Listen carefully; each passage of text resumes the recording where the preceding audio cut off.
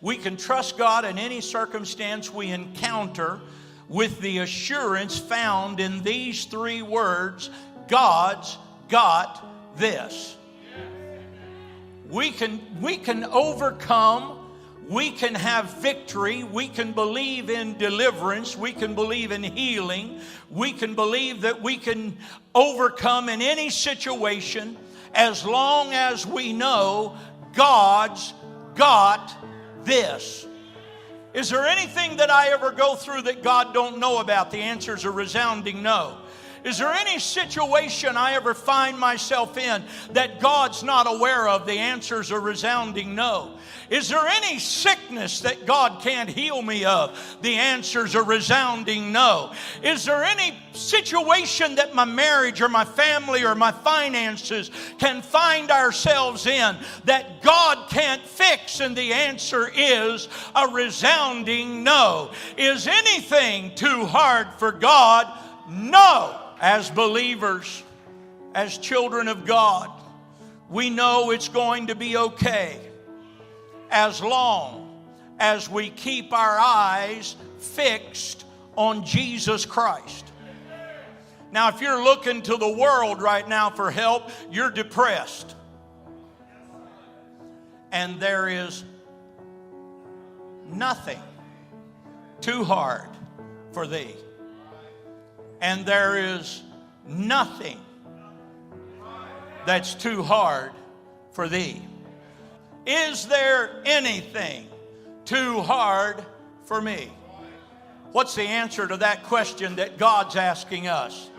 No, nothing too hard for Him. Say it again, God's got this. We all have things that come against us. It's easy to live uptight, wondering how it's going to work out. What if the medical report isn't good? What if my finances don't get better? What if my child doesn't get accepted in that school? We tried to figure it out. We've done our best, but we don't see anything changing. If we're not careful, we'll live worried, discouraged, not expecting it to get better.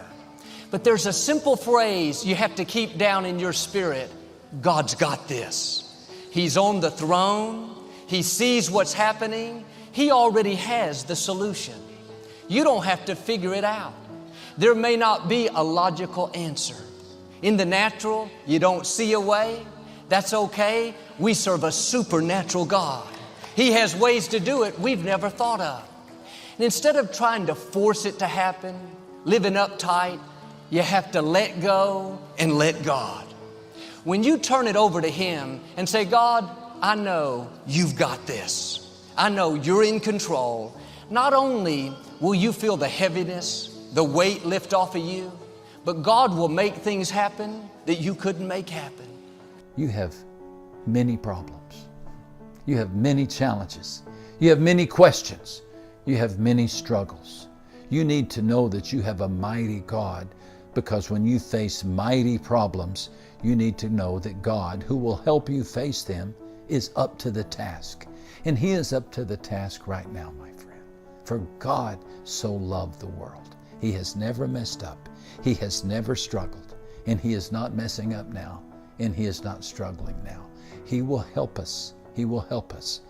Really, what we need to do during these seasons is focus less on the muscle of mankind and more on the muscle of God. Reach up, and you'll see that our God has got this.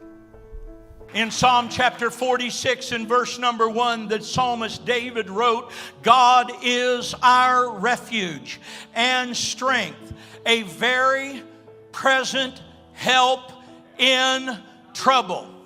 I've told you this before, but it bears repeating. The only time and place in your entire Bible that God promises to be a present help is when we're in trouble. He said, I'm going to be a very present help. I'm not going to be a casually present help. I'm not going to be a spotty present help. I'm not going to be here and there, here a little, there a little present help. He said, I'm going to be a very present help in the time of trouble.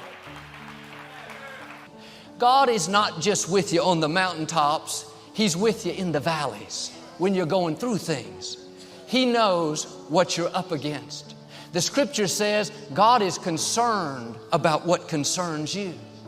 A sparrow doesn't fall to the ground without God knowing about it. How much more is God concerned about what's happening in your life? Trust Him.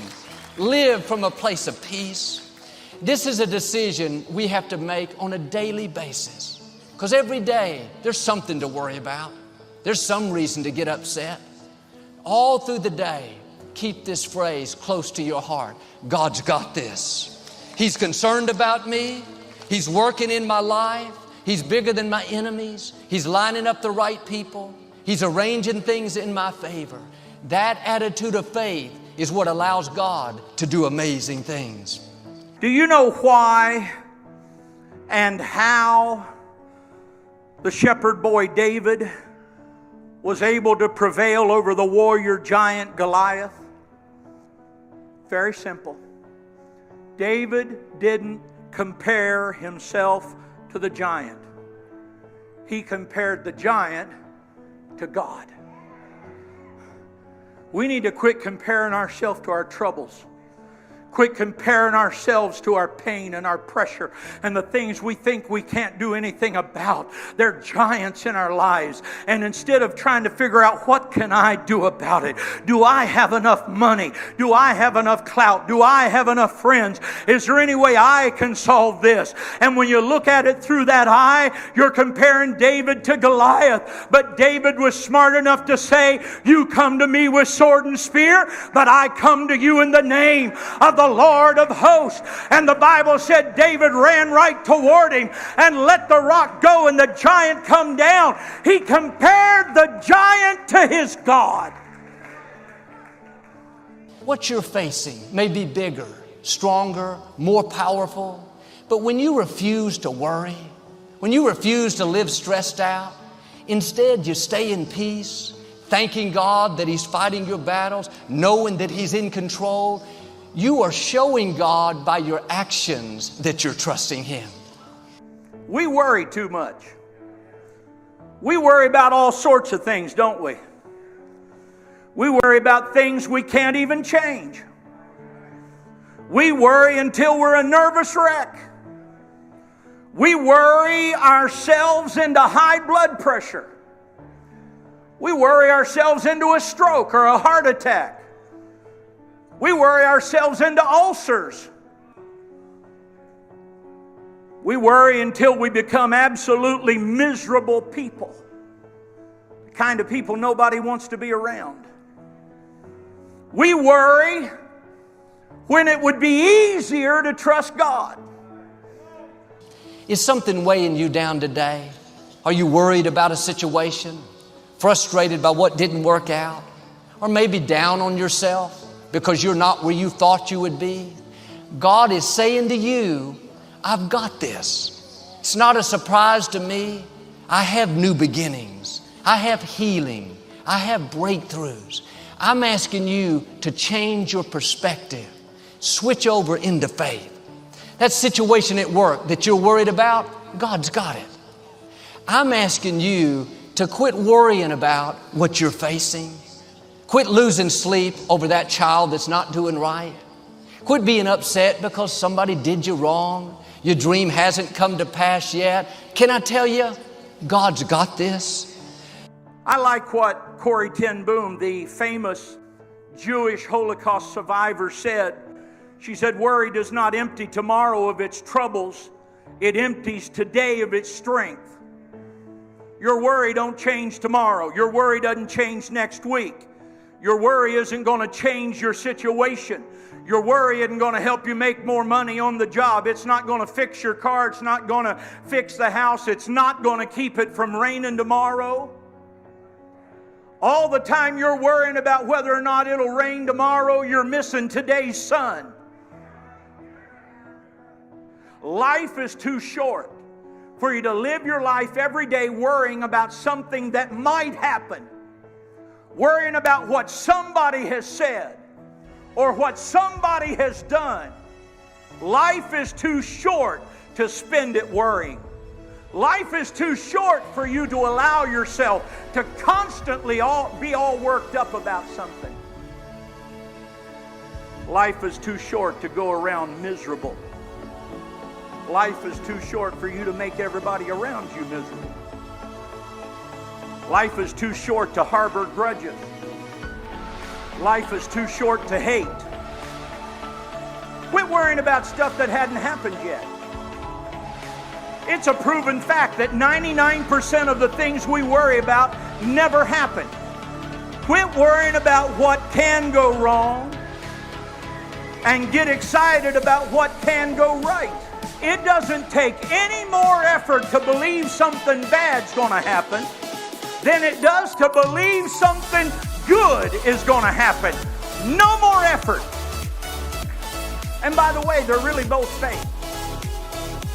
You can either have faith that something good's going to happen, or you can have faith something bad's going to happen. Either one, if you got faith. I choose to have faith God's going to do something good. I said, I choose to have faith God's going to do something good. Quit worrying about the future. As children of God, we don't know what the future holds, but we know who holds the future. Quit worrying about the future. Put it in the hands of God. That's where it belongs anyway. Sometimes we're trying to play God. We're trying to make our boss promote us, make ourselves get well, and make the contract go through. But when you take your hands off and say, God, I know you've got this. I'm not going to worry about my finances. I'm not going to live uptight because of the medical report. I'm not going to be frustrated because I haven't met the right person. God, I trust your timing and I trust your ways. My life is in your hands. God never promised that we wouldn't have difficulties, but He did promise He would give us strength for every battle. He would take what was meant for harm and use to our advantage. You may have a good reason to worry about something. In your health, your finances, a dream. You've done everything you can. Doesn't look like it's going to work out. Stay in faith. God is saying, I've got this. I'm working behind the scenes. I'm in the process of turning it around. It's just a matter of time before you see things change in your favor. Now, live out of a place of peace, a place of trust. It may not happen the way you thought, but God's ways are better than our ways. God knows what's best for you. He's got this. And if you're in the middle of a storm right now, instead of going home tonight and worry yourself sleepless,